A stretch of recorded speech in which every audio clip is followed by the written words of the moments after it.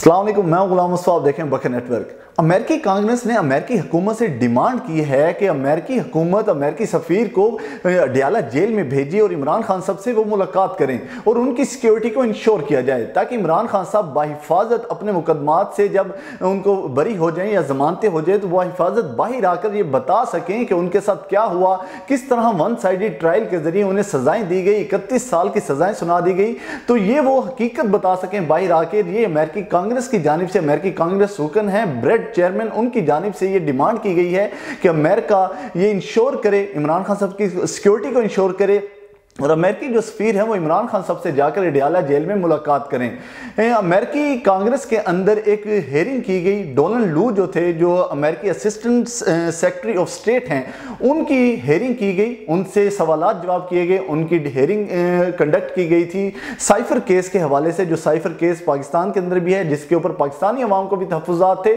और अमेरिकन जो पब्लिक है उन्हें भी इसके ऊपर बहुत ज़्यादा तहफ़्फ़ुज़ात थे, क्योंकि इमरान खान साहब 12 मरतबा कह चुके हैं कि उनकी जो हुकूमत गिराई गई उसमें अमेरिका का बहुत बड़ा हाथ था।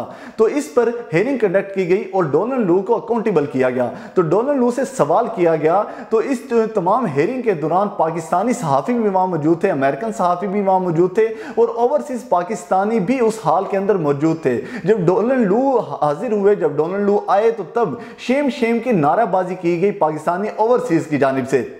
उसके अलावा जब अमेरिकी कांग्रेस ने डोनाल्ड लू से सवाल किया कि क्या इमरान खान की हुकूमत गिराने में अमेरिका का कोई हाथ है, तो डोनाल्ड लू का जवाब था नहीं जी, ऐसी कोई साजिश नहीं हुई, ऐसा कोई हाथ अमेरिका का नहीं है। जिस पर लायर लायर के नारे लगाए गए पाकिस्तानी कम्युनिटी की जानिब से जो कि उस हाल के अंदर मौजूद थी और वक्तन फवक्तन ये नारे लगते रहे और शेम शेम के नारे भी लगते रहे डोनाल्ड लू के ऊपर। उसके बाद उनसे सवाल किया गया इलेक्शन के बारे में कि क्या अमेरिका जो पाकिस्तान के अंदर हुकूमत बनी है इस इलेक्शन के नतीजे में उसके साथ काम करेगा, तो उसके क्या वो फ्री एंड फेयर समझता है, क्या वो उसे रिकॉग्नाइज करते हैं। तो उस पर डोनाल्ड लू का कहना था कि हम रिकॉग्निशन का जो वर्ड है वो यूज़ नहीं करते, लेकिन हम उस हुकूमत के साथ काम कर रहे हैं और हम उसके साथ मुकम्मल तौर पर इंगेज कर रहे हैं उस हुकूमत को।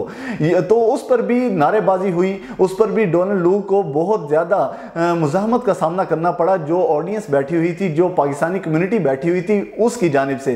तो डोनाल्ड लू के ऊपर सवालात जवाब किए गए और वहाँ पर जो कांग्रेस मेंबर्स थे उन्होंने डोनाल्ड लू से पाकिस्तानी इलेक्शंस के बारे में पूछा, तो डोनाल्ड लू ने सारा मलबा इलेक्शन कमीशन ऑफ पाकिस्तान पर डाल दिया।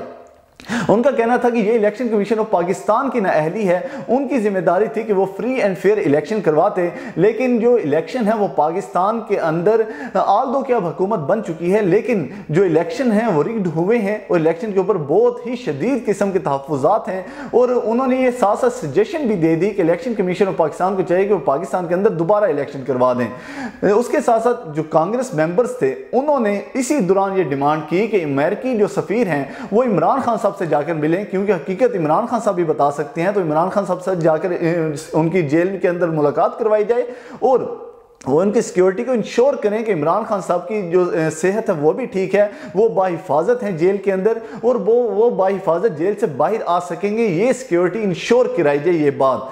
तो ये अमेरिकी कांग्रेस की जानिब से बहुत बड़ी डिमांड सामने आई है, ना सिर्फ अमेरिकी हुकूमत से बल्कि पाकिस्तानी हुकूमत से भी ये डिमांड सामने आई है। उसके अलावा अमेरिकी जो कांग्रेस है उन्होंने पाकिस्तान के इलेक्शन के ऊपर जो एक पार्टी की कंपेन नहीं करने दी गई, उनका सैंपल ले लिए गए, उसके ऊपर भी उन्होंने शदीद तहफ़्फ़ुज़ात का इजहार किया। उसके अलावा उन्होंने उन जर्नलिस्ट की तारीफ भी की जो कि अपने प्लेटफॉर्म यूज़ करके पाकिस्तान के अंदर होने वाली हकीकत को बताते रहे हैं और वो फ्रीडम ऑफ स्पीच के ज़रिए अवाम को आगाह करते रहे हैं। जो मुजालिम पाकिस्तान के अंदर किए गए, जो पाकिस्तान के अंदर लोगों की चादर चारदीवारी को पमाल किया गया, लोगों के साथ जो जुल्म किया गया उसको वो दिखाते रहे हैं पूरी दुनिया को, उसकी भी उन्होंने तारीफ की। तो डोनाल्ड लू को अकाउंटेबल बनाया गया, क्योंकि अमेरिका एक बहुत बड़ी डेमोक्रेटिक कंट्री है। तो अमेरिका के अंदर किसी भी जो बड़े लेवल के ऑफिसर्स होते हैं या जो स्टेट होते हैं, सेक्रेटरी ऑफ स्टेट होते हैं, उनको अकाउंटेबल किया जाता है और पार्लियामेंट की जानिब से किया जाता है, क्योंकि वहाँ की जो पार्लियामेंट है, जो कांग्रेस है, वो बहुत ज़्यादा मजबूत है। पाकिस्तान की पार्लियामेंट से तो बहुत ही ज़्यादा मजबूत है। यहाँ तो ऑफिसर्स को जब बुलाया जाता है तो वो कई कई हेयरिंग्स पर तो आते ही नहीं हैं, लेकिन वहां पर डोनाल्ड लू को बुलाया गया क्योंकि ये शदीद डिमांड थी पाकिस्तानी पब्लिक की भी और अमेरिकन पब्लिक की भी। ये शदीद डिमांड थी कि डोनाल्ड लू को अकाउंटेबल किया जाए कि उसने किस तरह से पाकिस्तानी वजीर आजम के लिए साइफर लिखा।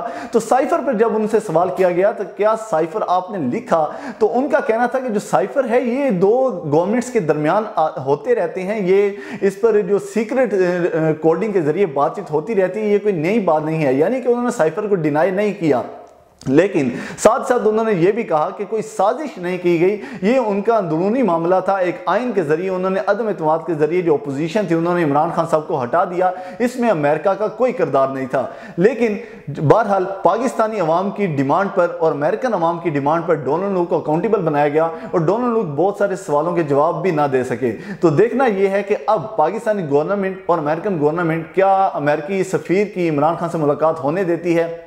मिलते हैं नेक्स्ट वीडियो के अंदर। ये थी अब तक की अपडेट्स। अल्लाह हाफिज़।